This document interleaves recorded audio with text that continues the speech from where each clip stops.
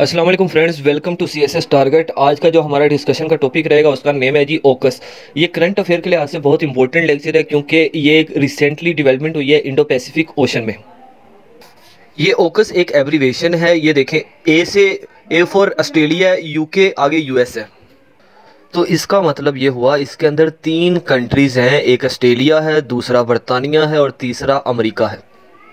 इन तीनों ने मिलके एक सिक्योरिटी मुआहिदा किया है जो कि 15 सितंबर 2021 को हुआ था। It's a security agreement. इसको हम डिटेल में अगली जो स्लाइड्स आएंगी, नेक्स्ट स्लाइड्स आएंगी, उसके अंदर पढ़ेंगे। यहाँ से यूके से मुराद बरतानिया है, यूनाइटेड किंगडम है। यूनाइटेड किंगडम के अंदर चार ममालिक आते हैं, एक इंग्लैंड हो गया, स्कॉटलैंड हो गया, वेल्स हो गया और नॉर्दर्न आयरलैंड हो गया। अगर इन चार ममालिक को मिलाया जाए तो इसे यूके कहते हैं, यूनाइटेड किंगडम कहते हैं। ये जो आपको पिक्चर नज़र आ रही है इसके अंदर आपको एक सबमरीन आप-दोज़ नज़र आ रही होगी और इसके ऊपर तीन कंट्रीज़ के फ्लैग नज़र आ रहे होंगे आपको, ऑस्ट्रेलिया का, अमेरिका का और बरतानिया का। तो सबसे पहले इसकी आउटलाइन देख लेते हैं। व्हाट इज़ ओकस? ओकस है क्या, ये कब बनी, क्यों बनी, किसके लिए बनी? फिर China rise and growing threats. इसमें ओकस में चाइना का क्या किरदार है? ये चाइना के अगेंस्ट तो नहीं बनाएगी कहीं? इसके की एट्रीब्यूट्स क्या हैं, ये क्या काम करेगी?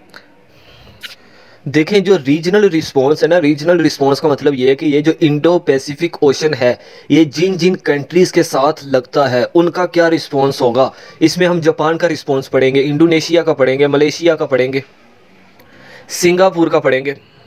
फिर ये जो ओकस ये तीन कंट्रीज़ ने मिलके इंडो पैसिफिक ओशन के अंदर बनाई है, इसके pros and cons for Australia के लिए क्या है, ऑस्ट्रेलिया के लिए इसके क्या फ़ायदे हैं और क्या नुकसानात हैं। क्योंकि इसमें जो मेन प्लेयर है ना वो ऑस्ट्रेलिया है। वैसे तो देखा जाए तो मेन प्लेयर यूएसए और यूके ही है, ठीक है, लेकिन जो मामलात हो रहे हैं, जो वर्किंग हो रही है वो ऑस्ट्रेलिया के लिए, वो हम नेक्स्ट स्लाइड में डिटेल से देखेंगे। जो ओकस है इसका यूएसए में क्या कंसर्न है, ठीक है। ये जो ओकस तीन कंट्रीज़ ने अलायंस करके बनाई है, ऑस्ट्रेलिया के लिए क्या फ़ायदे और नुकसान आते हैं, अमेरिका के लिए क्या फ़ायदे और नुकसान आते हैं, यूके के लिए क्या फ़ायदे और नुकसान आते हैं। हम इन तीन कंट्रीज़ के फ़ायदे और नुकसान देखने के बाद, एडवांटेज एंड डिसएडवांटेजेस देखने के बाद, ये जो ओकस है इसका रीजनल पे, खित्ते पे क्या इम्पैक्ट पड़ेगा, क्या असर पड़ेगा। ये जो ओकस इंडो पैसिफिक ओशन है, ये ओशन जिन कंट्रीज़ के साथ लगता है उन पर इसका क्या असर होगा, इसका फ्यूचर क्या होगा, ये सब कुछ हम डिटेल में पढ़ेंगे इन नेक्स्ट स्लाइड्स। चलें जी, लेक्चर का एक बाकायदा आगाज़ करते हैं। ओकस एक ट्राइलेटरल सिक्योरिटी पैक्ट है। एक होता है यूनिलेटरल, एक होता है बाईलेटरल और एक होता है ट्राइलेटरल। यूनिलेटरल जो एक ही कंट्री जिसमें शामिल हो, बाईलेटरल दो कंट्री हो, ट्राइलेटरल जिसके अंदर तीन कंट्रीज शामिल हो।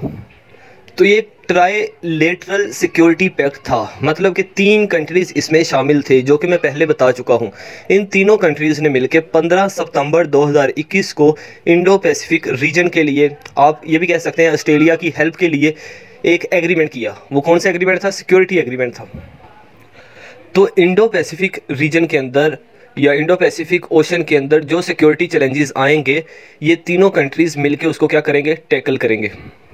इस पैक्ट में ये था कि अमेरिका हो गया और जो यूके बरतानिया हो गया, ये दोनों मिलके ऑस्ट्रेलिया को हेल्प करेंगे ताकि वो जो उनकी जो न्यूक्लियर सबमरीन है, जो न्यूक्लियर पावर सबमरीन है, तकरीबन 8 हैं, ठीक है, तो ये उसमें क्या करेंगी? राउंड लगाया करेंगी, ठीक है। इनका सिक्योरिटी चैलेंजेस वगैरह को देखेंगे, इसकी ट्रेड वगैरह को देखा जाएगा।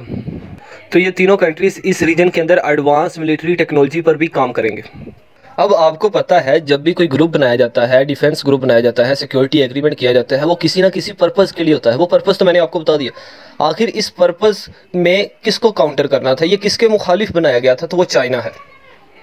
तो चाइना को काउंटर करने के लिए, या चाइना के अगेंस्ट आप कह सकते हैं, ये ग्रुप बनाया गया। इन सिंपल वर्ड्स, आसान लफ्ज़ों में ये बताता हूँ कि ये इन तीनों ने मिलके ये जो इंडो पैसिफिक रीजन है या ओशन है, इसके अंदर चाइना का जो इन्फ्लुएंस है, चाइना का जो असर है, उसको ख़त्म करना है।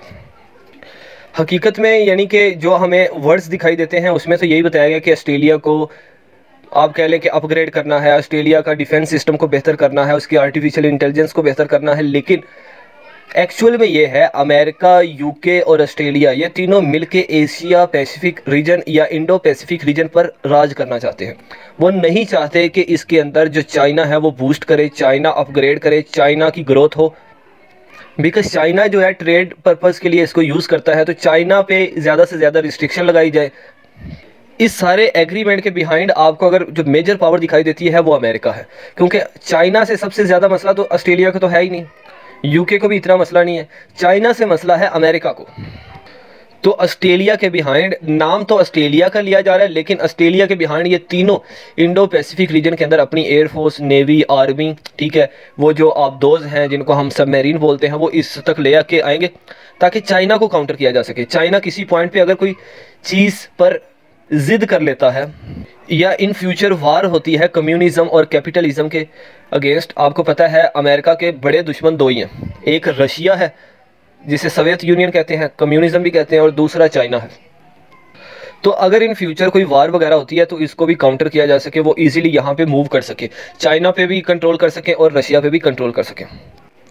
अब देखते हैं China rise and growing threats. आपको पता है दुनिया में जो सबसे बड़ी इकोनॉमी है वो चाइना की है। चाइना का स्टील हो गया, चाइना का एल्यूमिनियम हो गया, चाइना का फर्नीचर हो गया, चाइना की जितनी भी मार्केट है, मोबाइल मार्केट देख लें आप, इलेक्ट्रॉनिक चिप्स देख लें, चाइना हर चीज़ में आगे है।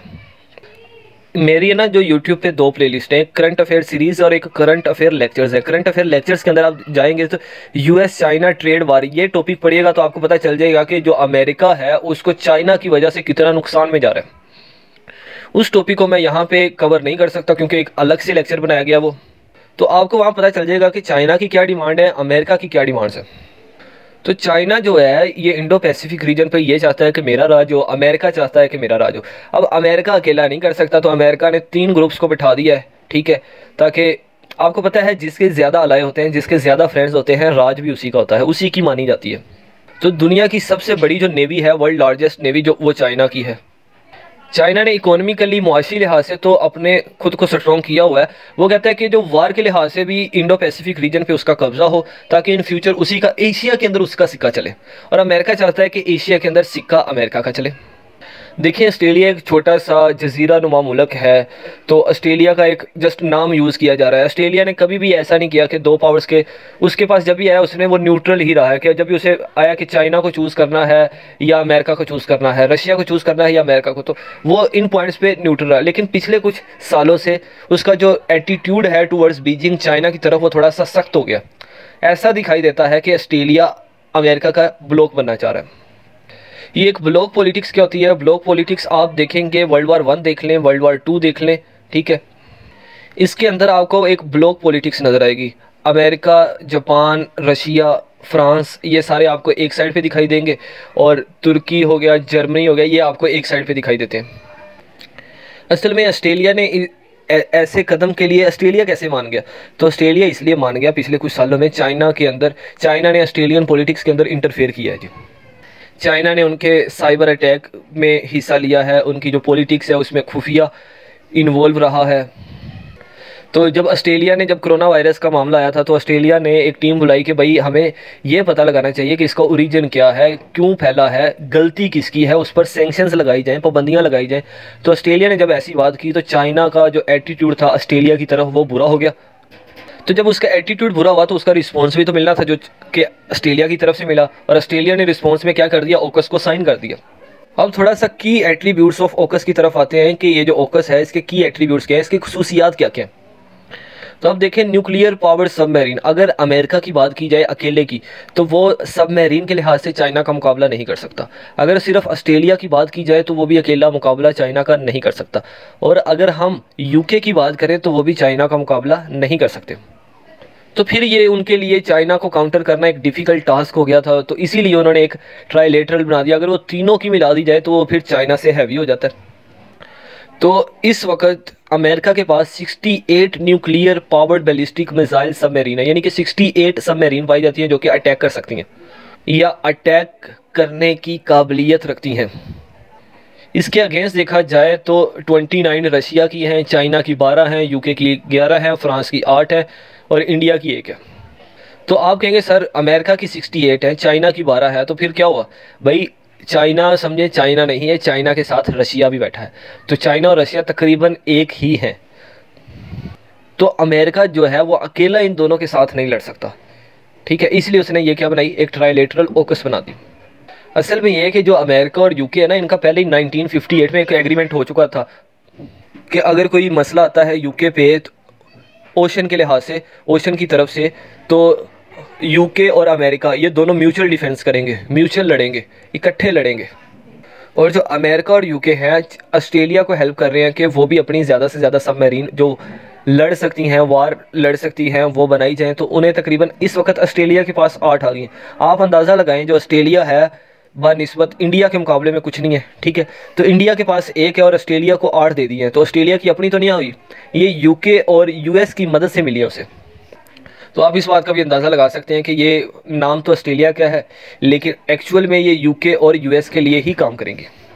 और आज के दौर में देखा जाए तो जो न्यूक्लियर सबमरीन्स हैं वो सिर्फ़ और सिर्फ 5 कंट्रीज़ के पास है, और आखिरी जो छठा है वो इंडिया है। ये साइड पे, राइट साइड पे आपको इनके नेम्स भी दिखाई दे रहे होंगे। रशिया हो गया, चाइना हो गया, यूके हो गया, यूएस हो गया, फ्रांस हो गया, इनके पास न्यूक्लियर सबमरीन्स हैं। और आखिरी जो प्लस इंडिया के पास एक है, पाकिस्तान के पास न्यूक्लियर वारहेड सबमरीन कोई भी नहीं है। अब सबमरीन के बाद जो ओकस का दूसरा एट्रीब्यूट है वो है जी लॉन्ग रेंज गाइडेड मिसाइल। ओकस के अंदर ये जो 3 कंट्रीज़ हैं इनके पास जो लॉन्ग रेंज गाइडेड मिसाइल हैं, तो तीनों के पास हैं, ऑस्ट्रेलिया के पास नहीं है। तो ओकस इसको हेल्प करेगा वो भी लॉन्ग रेंज गाइडेड मिसाइल रख सकें। गाइडेड मिसाइल का मतलब ये होता है कि वो जहाँ पे उसको एक फ़िक्स एम दे दिया जाता है तो वो वहीं पे जाके लगता है। इसके बाद जो थर्ड पॉइंट है कंप्यूटर एंड साइबर टेक्नोलॉजी, तीनों के पास साइबर टेक्नोलॉजी भी है, कंप्यूटर जो सुपर कंप्यूटर्स हैं वो भी हैं। AUKUS pros and cons for Australia. अब इसके प्रोज हम देखते हैं कि ऑस्ट्रेलिया को इससे क्या क्या फ़ायदा हो सकता है। तो सबसे पहला फ़ायदा तो यह है कि इसको जो ऑस्ट्रेलिया है इसको न्यूक्लियर सबमरीन मिल जाएंगी। दूसरा, इसे लॉन्ग रेंज मिसाइल मिल जाएंगे जो कि इसे दुनिया की सुपर पावर अमेरिका प्रोवाइड करेगा। जब अमेरिका प्रोवाइड करेगा तो वो उनकी कैपेसिटी और उनका जो डिफ़ाइन होगा वो कितना आला किस्म का होगा। और अगर कोई जंग वगैरह होती है, वार होती है, ऑस्ट्रेलिया की किसी के साथ भी होती है, तो ऑस्ट्रेलिया के पास अब एबिलिटी होगी, अब उस पर कोई पाबंदियां नहीं लगेंगी क्योंकि वो ओकस का हिस्सा है। वो लॉन्ग रेंज मिसाइल का इस्तेमाल कर सकता है, वो सबमरीन का इस्तेमाल कर सकता है। तो ओकस में ऑस्ट्रेलिया को जब भी वार होगी वो सिर्फ इन्हीं का इस्तेमाल किया, उसे अमेरिका की हेल्प हासिल होगी, उसे यूके में 4 कंट्रीज़ हैं, 4 और 1 5 कंट्रीज़ की हेल्प डायरेक्टली उसे मिलेगी। इन सब से क्या होगा कि जो ऑस्ट्रेलिया है इसका जो डिफेंस सिस्टम है वो काफ़ी स्ट्रॉन्ग हो गया। अब उसे डिफेंस सिस्टम में खुद को तजब्जुब में नहीं रखेगा, वो उसका जो डिफेंस सिस्टम स्ट्रॉन्ग हो गया, वो किसी के साथ भी पंगा ले सकता है, ठीक है। वो किसी के साथ भी वार करे तो उसे पता है कि मेरी बैकएंड पे दुनिया की 2 सुपर पावर्स बैठी हुई हैं। अब इसके कौन देखते हैं, इसके नुकसान देखते हैं। आपको पता है ऑस्ट्रेलिया ने जो सारी लाइफ है वो अमेरिका और यूके के साथ तो नहीं गुजारनी, सारी उसकी जो ट्रेड है वो अमेरिका और यूके के साथ तो नहीं है, उसकी जो ट्रेड है वो चाइना के साथ भी है, उसके फ्रांस के साथ भी है, जर्मनी के साथ भी है। तो इसका इम्पैक्ट देखें, अगर यूएस किसी के साथ, जर्मनी के साथ उसकी लड़ाई हो जाती है, ठीक है, एज अ पार्ट ओकस का पार्ट होने की वजह से ऑस्ट्रेलिया को भी लड़ना पड़ेगा। हो सकता है जो जर्मनी है उसका ट्रेडिंग पार्टनर हो, जैसे यूएस से कुछ करता है या यूके कुछ करता है तो इसकी ट्रेड पे इफेक्ट आएगा, इसको इकोनॉमिक मसला बनेगा, इसकी मईशत की जो ग्रोथ है वो रुक जाएगी। दूसरा ये कि अगर ऑस्ट्रेलिया के अपने साथ कोई मसला बनता है तो वो विदाउट दी, आप कह सकते हैं, परमिशन, यूके और अमेरिका की परमिशन के बगैर अकेला लड़ भी नहीं सकता। इन सिंपल वर्ड्स के जो ऑस्ट्रेलिया है ओकस का हिस्सा बनने के बाद अपने फैसले खुद नहीं ले सकता, उसे अपने जो फॉरेन पॉलिसी है, फॉरेन रिलेशन है, ट्रेड है, उसके लिए इन 2 कंट्रीज़ की हेल्प लाजमी है, ठीक है। अगर वो इनके बगैर काम करता है तो वो ओकस की रिस्ट्रिक्शन लग सकती हैं। ये दोनों कंट्रीज़ एज अ पार्ट होने की वजह से उसको रिस्ट्रिक्शन लगा सकते हैं, उसकी इकॉनमी मईशत गिर सकती है। इन फ्यूचर ये कि वो अपनी सोवरेनिटी, अपनी जो खुद शख्सियत है, ऑस्ट्रेलिया एक आज़ाद है, वो इसको भी खो सकता है, ठीक है। अमेरिका और यूके इन दोनों पे हमला करके इस पे कब्ज़ा कर सकते हैं, इसको कैच कर सकते हैं। दूसरा ये कि ऑस्ट्रेलिया ने जब से ओकस को ज्वाइन किया है, चाइना एक लिस्ट जारी करता है, ये मेरे दोस्त हैं, ये मेरे दुश्मन हैं। तो चाइना ने अपनी जो दुश्मन की लिस्ट है ना, एनिमी लिस्ट में ऑस्ट्रेलिया का नाम भी शामिल कर लिया। तो इन फ्यूचर ऑस्ट्रेलिया को कोई भी मामला होता है तो चाइना उसके अगेंस्ट ही जाएगा। और आपको पता है जो ऑस्ट्रेलिया है चाइना के सामने कुछ भी नहीं है। और सबसे ज़्यादा जो मसला हुआ है ऑस्ट्रेलिया का ओकस ज्वाइन करने से, उसे यूके और यूएस की तो दोस्ती मिल गई, लेकिन कई कंट्रीज़ जिनके साथ उसकी अच्छी खासी ट्रेड थी, अच्छे खासे वो पैसे कमाता था, वो ख़राब हो गई। असल में ना जो ऑस्ट्रेलिया था इसने एक पुराना मुआहिदा किया हुआ था फ्रांस के साथ, ठीक है, जैसा भी ओकस में किया हुआ है ना कि आप मुझे सिक्योरिटी प्रोवाइड करेंगे, सबमरीन वगैरह, ठीक है, ट्रेड वगैरह। तो जब उसने ओकस को ज्वाइन किया ना, तो ओकस की पॉलिसी में ये शामिल था कि इसको अपना जो मुआहिदा है फ्रांस के साथ वो ख़त्म करना पड़ेगा। तो ऑस्ट्रेलिया ने फ्रांस के साथ जो मुआहिदा किया हुआ था अपनी डिप्लोमेसी का, वो ख़त्म कर दिया। इसके बाद फ्रांस भी की जो एनिमी लिस्ट है, तो इसका मतलब है ऑस्ट्रेलिया ने ओकस ज्वाइन करने से फ्रांस को भी अपना दुश्मन बना लिया और चाइना को भी अपना दुश्मन बना लिया। तो इसमें यह हुआ कि ऑस्ट्रेलिया का जो अब डिफेंस सिस्टम जो कि थोड़ा बहुत उसका अपना था, वो अपना ना रहा। अब वो किसके हैंड में आ गया? अमेरिका के हैंड में आ गया, या किसके हैंड में आ गया? यूके के हैंड में। इसका मतलब है अब ऑस्ट्रेलिया की जो फॉरेन पॉलिसी है वो कौन डिसाइड करेगा? अमेरिका और यूके करेंगे। अब उसका जो डिफेंस सिस्टम है वो कौन डिसाइड करेगा? अमेरिका और यूके करेंगे। उसकी जो अगर वो किसी के साथ ट्रेड की, कोई पार्टनरशिप की कोई एग्रीमेंट करता है, तो उसे परमिशन रिक्वायर्ड होगी। वो परमिशन अगर वो ना दें तो इसको तब भी लॉस हो सकता है। तो इंडोनेशिया के और जो ऑस्ट्रेलिया के, ये भी ओकस बनने से पहले इनके जो रिलेशन थे अच्छे थे।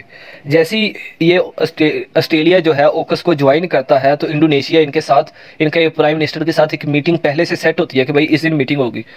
तो जो इंडोनेशिया है वो इनके प्राइम मिनिस्टर, ऑस्ट्रेलिया के प्राइम मिनिस्टर से मीटिंग को क्या कर देता है? कैंसिल कर देता है। तो अब देखें कि ऑस्ट्रेलिया ने ओकस को ज्वाइन करने से इंडोनेशिया को भी अपना दुश्मन बना लिया, चाइना भी बन गया, फ्रांस भी बन गया। इसके बाद मलेशिया की बात करते हैं। तो मलेशिया ने इसका रिस्पॉन्स इस तरह दिया है कि उसने कहा कि अगर ये तीनों कंट्रीज़ आपस में इस तरह मिल गए हैं तो ये मलेशिया के लिए भी खतरा हो सकते हैं। इस रीजन में जितने भी ममालिक आते हैं, जितने भी कंट्री आते हैं, ये सबके लिए खतरा है। तो मलेशिया के जो ताल्लुकात हैं वो भी ख़राब हो गए। तो आप देखें ऑस्ट्रेलिया ने दो बंदों की दोस्ती हासिल करने की खातिर कितने लोगों को नाराज़ कर दिया।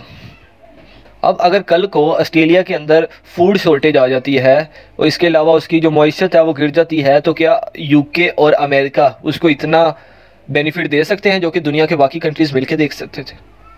इसके बाद रीजनल रिस्पॉन्स की बात करते हैं। रीजनल रिस्पॉन्स के अंदर हमने दो का तो पढ़ लिया, मलेशिया का पढ़ लिया, इंडोनेशिया का पढ़ लिया। इसके बाद सिंगापुर का देखें। ये स्लाइड आप खुद ही पढ़ लीजिएगा, मैं पीछे इसको थोड़ा सा एक्सप्लेन कर चुका हूँ। सिंगापुर हो गया, न्यूजीलैंड हो गया, चाइना हो गया, जापान हो गया, नॉर्थ कोरिया हो गया। इन सब ने यही कहा है कि ये एक थ्रेट है हमारे लिए, ये नहीं बनना चाहिए था। तो इन सब, ये सब के सब इसके क्या गए हैं? अगेंस्ट गए हैं। तो इसका मतलब ये हुआ कि ओकस बनने से ऑस्ट्रेलिया को तो दुश्मनी लेनी ही पड़ी। यूके के कई ममालिक खिलाफ हो गए, अमेरिका के जो पहले खिलाफ थे वो और ख़िलाफ़ हो गए।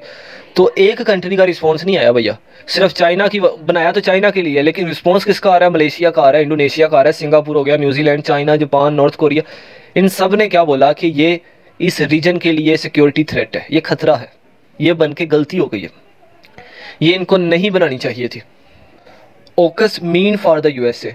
अच्छा, ओकस बनने से अमेरिका को क्या क्या फ़ायदे हैं और क्या क्या नुकसान आते हैं? आपको पता है अमेरिका को इससे नुकसान तो कोई नहीं है, क्योंकि वो खुद सुपर पावर है। इसके नुकसान तो ज़्यादातर ऑस्ट्रेलिया को ही भुगतने पड़ने थे, ठीक है, क्योंकि वो एक छोटा रीजन है। तो बाइडेन के अल्फाज देख लें, लिखा हुआ AUKUS reflects the Biden administration determination to build strong partnership and sustain peace across the entire Indo Pacific region. तो बाइडेन ने यह कहा कि हम इंडो पैसिफिक रीजन के अंदर क्या लाना चाहते हैं? पीस लाना चाहते हैं, इसलिए हमने ये बनाई है बस। और ये सारा का सारा वो कहता है मेरा मामला है, बाइडेन एडमिनिस्ट्रेशन ने किया है, जो बाइडेन ने किया है। तो अमेरिका के मुताबिक अमेरिका कहता है कि भाई हमारा मकसद ये जो ओकस बनाई है सिर्फ एक कंट्री को काउंटर करना नहीं है, ये एक कंट्री के मुखालिफ नहीं बनाई गई। आप ऐसा ना समझे कि ये सिर्फ चाइना के अगेंस्ट है।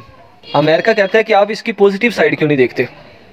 अमेरिका कहता है कि किसी कंट्री को काउंटर करना नहीं है, ना ही सिर्फ एक कंट्री को काउंटर करना है, सिर्फ और सिर्फ खित्ते में क्या लाना है? पीस लाना है, ठीक है। और जो इंटरनेशनल रूल्स हैं उसमें अमेरिका का सिक्का चले, बस ये है, ठीक है। हम स्टेबिलिटी चाहते हैं, पीस चाहते हैं। इस स्लाइड पे ना मैं थोड़ा सा आपको हिस्ट्री की तरफ लेके जाना चाहूँगा। आप देखें वर्ल्ड वार 1 में सारे कंट्रीज़ आम जो लड़ते रहे, उनको जो असला था, अगर आपने अमेरिकन हिस्ट्री पढ़ी हो तो उसको अमेरिका ही प्रोवाइड करता रहा, ठीक है। तो अमेरिका के पास उस वक़्त भी एक एडवांस किस्म के मिसाइल मौजूद थे। अमेरिका उस वक़्त एक न्यूक्लियर पावर रखता था। तो सोचें कि आज के दौर में अमेरिका के पास कितनी एडवांस टेक्नोलॉजी होगी, जो कि पाकिस्तान आइंदा 50 साल बाद जाके देखेगा। अमेरिका के पास अभी है। तो इसमें यह है कि अमेरिका की ये जो सेंसिटिव इन्फॉर्मेशन है कि उनकी आप दोस्त काम कैसे करती है, तो अमेरिका की जो टेक्नोलॉजी की सेंसिटिव इन्फॉर्मेशन है अमेरिका ने आज तक किसी के साथ शेयर नहीं की, ठीक है। तो एक सिर्फ यूके के साथ की है। तो अगर ऐसा हो जाता है तो यूके के बाद ऑस्ट्रेलिया वो दूसरा मुल्क बन जाएगा कि जिसके साथ अमेरिका ने अपनी सेंसिटिव इन्फॉर्मेशन या टेक्नोलॉजी शेयर की होगी। एट दी एंड बात की जाए तो ये अमेरिका ने जितना भी ओकस हो गया या जितने भी जाल बिछाए हैं वो सिर्फ और सिर्फ खुद को स्ट्रेंथन करने के लिए किए हैं, और दुनिया के अंदर अमेरिका का सिक्का चले, अमेरिका की मानी जाए, अमेरिका सुपर पावर ही रहे, बस इसलिए। इन एक्चुअल इनका मतलब यही है, जो कि अमेरिका के अलावा जो दुनिया बसती है उसके लिए ये खतरा है। इस स्लाइड्स के अंदर वही अगेन सेम बातें ही की गई हैं कि ओकस का मतलब अमेरिका को स्ट्रेंथ करना है, यूनिफाइड विजन है, रीइंफोर्स आवर स्ट्रेंथ है जी, इंटरनेशनल रूल्स के अफेक्टिव बनाना काम है। जो इंडो पैसिफिक रीजन है उसके अंदर सिर्फ चाइना का सिक्का ना चले या रशिया का सिक्का ना चले, उसके अंदर बैलेंस ऑफ पावर, ठीक है, जो पावर का बैलेंस लाना लाजमी है, क्योंकि चाइना की जो पावर है वो बहुत ज़्यादा है। अगर अमेरिका ओकस इसमें आती है तो जो पावर है उसका बैलेंस हो जाएगा, बराबर हो जाएगी, तो दोनों कंट्रीज लड़ने से क्या करेंगे जी, गुरेज करेंगे। अच्छा जी, अब बात करते हैं ओकस mean for the UK. UK का क्या कंसर्न है ओकस में, यूके ओकस में क्यों आया? तो इसमें देखा जाए तो जैसी यूएस की इंटेंशन है, यूएस की इंटेंशन क्या थी, सिक्योरिटी था, डिफेंस था, डेवलपमेंट थी, इंडो पैसिफिक रीजन के अंदर पीस था, स्टेबिलिटी थी, तो आपको यूके की भी सेम ही दिखाई देती है।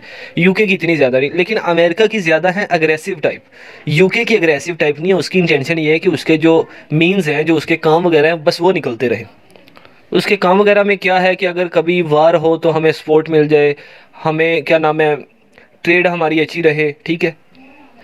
तो यूके और यूएस का जो कंसर्न है ओकस के लिहाज से दोनों का तकरीबन सेम ही है। आप बस इतना कह सकते हैं, जो यूएस का है वो अग्रेसिव टाइप है और जो यूके का है वो मॉडरेट टाइप है। और ये जो बरतानिया की नेवी है इसको रॉयल नेवी कहा जाता है।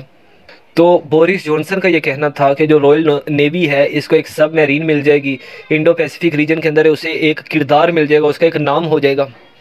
और सबसे ज़्यादा जो बरतानिया का कंसर्न रहा है, ये बात हमेशा याद रख ले, जब बरतानिया और अमेरिका का झगड़ा था, बरतानिया और फ्रांस का झगड़ा था पहले, ठीक है, जब आप अमेरिकन हिस्ट्री या यूरोपियन हिस्ट्री पढ़ेंगे तो आपको पता लगेगा। तो इनका कन्फ्लिक्ट जो बरतानिया है इसका कन्फ्लिक्ट अमेरिका के साथ भी रह चुका है, इसका कन्फ्लिक्ट जर्मनी के साथ भी रह चुका है, इसका कन्फ्लिक्ट फ्रांस के साथ भी रह चुका है।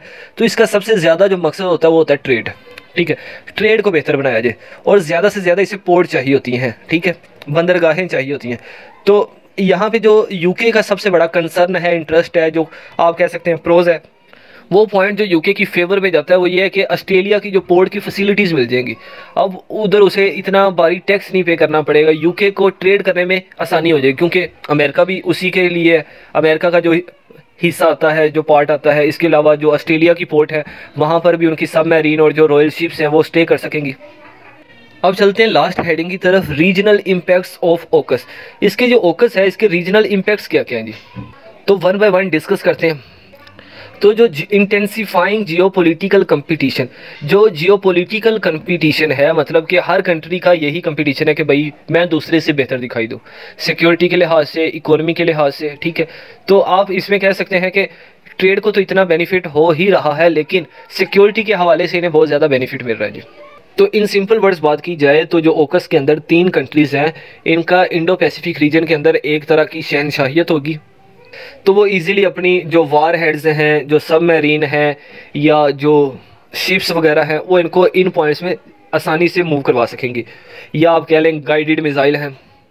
तो ओकस के बनने से जो रीजन है उसको खतरे ज़्यादा हो गए हैं कि ये किसी भी वक्त किसी भी कंट्री पे हमला कर सकते हैं और तीनों मिलकर लड़ेंगे, ठीक है। तो अगर मिसाल के तौर पे आप वाटर वाली साइड पे या ओशन वाली साइड की बात करें, तो इंडिया अगर किसी के साथ, अमेरिका के साथ या तीनों में से एक के साथ कंपटीशन करने का ये चैलेंज करता है तो तीनों मिलकर लड़ेंगे, तो ये थोड़ा सा मसला बन गया। दूसरा पॉइंट हमारे पास है adding N other regional problem. तो आपको पता है दुनिया के अंदर इतने मसाइल पाए जाते हैं, सबसे ज़्यादा टेरिटरीज़ का मसले हैं, जैसे पाकिस्तान और इंडिया के अंदर कश्मीर का मसला है, आज़रबाईजान और आर्मीनिया के अंदर आपस में नगार्नो कराबक का है, चाइना का ताइवान के साथ इशू है, चाइना का हांगकॉन्ग के साथ इशू है, रशिया का यूक्रेन के साथ इशू है। और आपको पता है इस वक्त दुनिया क्लाइमेट चेंज को फेस कर रही है, टेररिज्म को फेस कर रही है, और दुनिया के अंदर इस वक्त जो साइबर क्राइम्स हो रहे हैं उनको फेस कर रही है।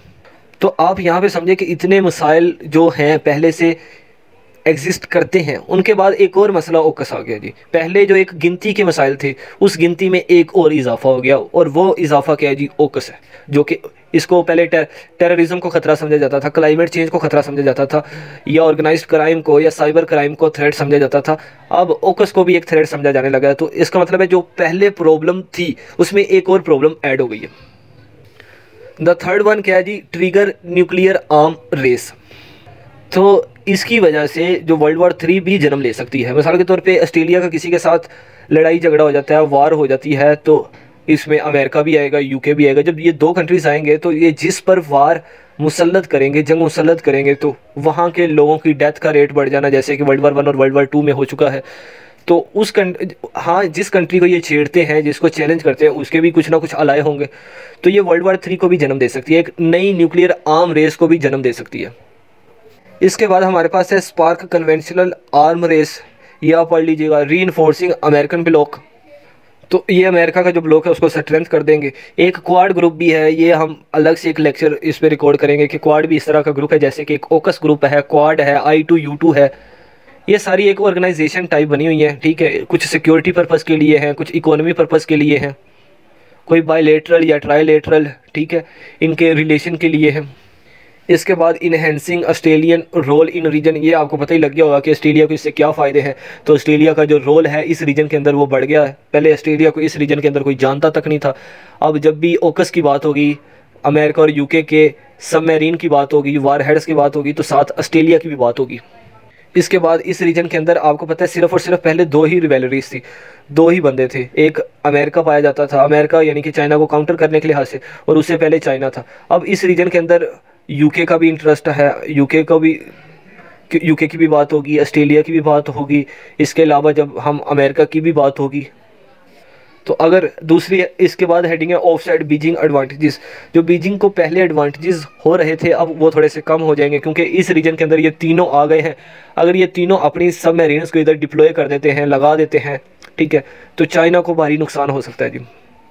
और सबमरीन के लिहाज से देखा जाए तो इंडिया भी चाइना को दुश्मन है। तो चाइना का सिर्फ एक अल्टीमेटली रशिया ही बचता है जो ये सबमरीन की जंग में उसकी हेल्प आउट कर सकता है। इसके बाद हमारे पास एक और हेडिंग है एक्सटर्नल बैलेंसिंग। अब यहाँ पे जो एक्सटर्नल बैलेंसिंग में ये है कि जो एक्सटर्नल कंट्रीज़ हैं, जैसे कि इंडिया हो गया, ऐसे कंट्रीज़ जो अमेरिका, यूके और ऑस्ट्रेलिया के अलावा और कंट्रीज़ जो चाइना को अपना दुश्मन समझते हैं, जैसा कि इंडिया है, और भी होंगे, श्रीलंका टाइप भी है। वैसे श्रीलंका की जो पोर्ट्स हैं उस पर भी चाइना ने कब्ज़ा किया हुआ है 99 ईयर्स के लिए, ठीक है।